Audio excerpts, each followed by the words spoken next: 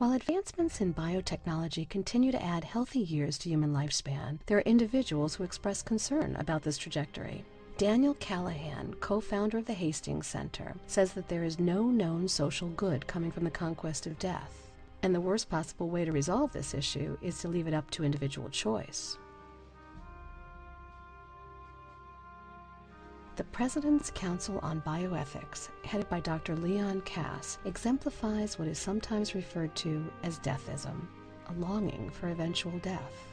In an article entitled, "Why Not Immortality?" Dr. Kass writes that victory over mortality is the unstated but implicit goal of modern medical science. However, Dr. Kass continues by writing that immortals cannot be noble, and that the finitude of human life is a blessing for every human individual, whether he knows it or not. The argument that Kass makes, or not an argument, one assertion that Kass makes is, he says the immortals cannot be noble, which is a hilarious statement to make. For some reason he thinks that very short-lived beings who are very stupid, don't have time to develop themselves, become mature, learn from experiences before they die, i.e. human beings, they can be noble apparently. But beings who can live indefinitely, acquire wisdom, more experiences, learn from life, for some reason they cannot be noble, he says. So I think he has it absolutely backwards. My view is that when we've lived a few hundred years, a few thousand years, however long, we'll look back on who we are today, these very primitive human beings, purely biological, and we'll think, what callow, shallow people those were. My goodness, they tried their best, those poor creatures back there, those very limited brains they had, driven by their genes and their hormones, really quite helpless, poor beings. But my goodness, we can do so much better now.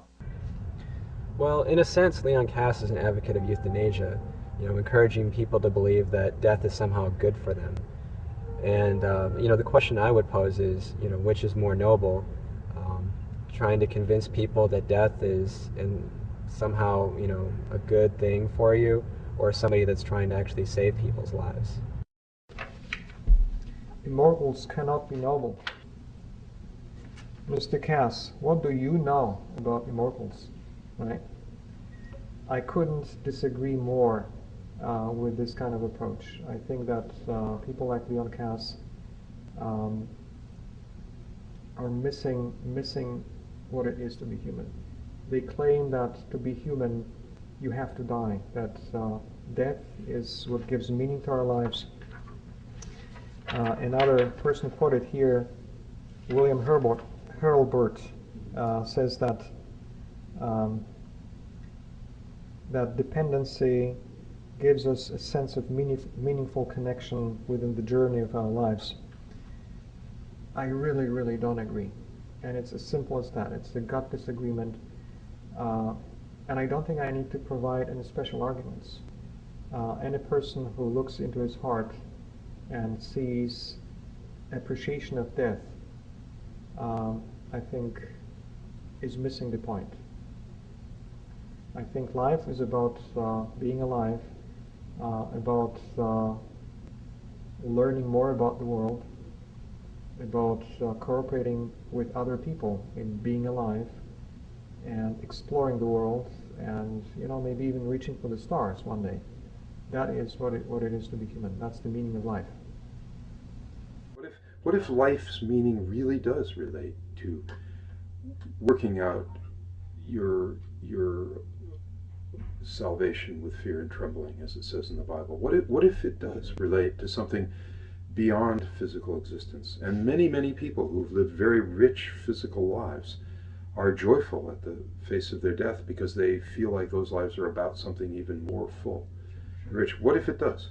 What if the very nature of life is such that an infinite number of recreational trips, an infinite number of books, an infinite number of this or that does not lead to any richer happiness, but that in fact being part of a drama of frailty and finitude where we actually give to one another of our very substance and sometimes even die doing it? What if that's what it's about? I mean, to me, this scenario that is painted by infinite immortality of the physical type, at least in the mode that I know the world, doesn't have nearly the crispness of drama and the power of significance that the story of those who sacrifice themselves for others does have. Well, they're poets. If you read Kass, he sounds like a poet. But once you strip down all the flowery verbiage, it's very simple. Death is good, disease is good. And as a scientist and as a physician, that's something I simply disagree with. Happy to step aside and let other people have their 70. I'd rather they had 40 or maybe 60. Although it starts to get edgy at that point. I think over 100 starts to get edgy. I think that individuals such as Dr. Cass and Dr. Fukuyama and Dr. Hilbert are justified in much of their reasoning. And I think that they seem to care about their lives and the lives of people around them. And I think that they do believe that they are on a correct path. But their correct path is not the path for everyone. Their value system is not the value system for everyone. And it's not saying that their values are wrong or bad, or that those who are advocates of super longevity are wrong or bad. It's not saying that at all. It's saying that the premise by which they base their values, the premise of believing in shortened lifespan and believing in death as being a sine qua non, are not the wave of the future. They're simply not paying attention to all the advances that are going on, and they're not paying attention to the fact that those of us who are involved in super longevity, life extension, and working on organizations such as the Immortality Institute, Alcor Foundation, Extropy Institute, Transhumanist Arts and Culture, are individuals who are very involved in our work. Most of us have a strong career path, are educated, many PhDs, masters, individuals who, whether they're degreed or not, have spent a tremendous amount of time working in their field, that we have thought about these things, we've contemplated them to the degree that I think is substantial. And certainly we don't know everything, but most of us have a pretty good spin on what's going on. When you take Dr. Michael West and Dr. Max Moore and Ray Kurzweil and Aubrey de Grey, Dr. de Grey and Michael Rose and you know, just all of our friends in our community and our colleagues in our community, and think about the tremendous amount of work that they have put forth, it doesn't make any sense. It just doesn't make any sense that Dr. Fukuyama, Dr. Cass would make such rash and abrupt statements about those of us who are transhumanists.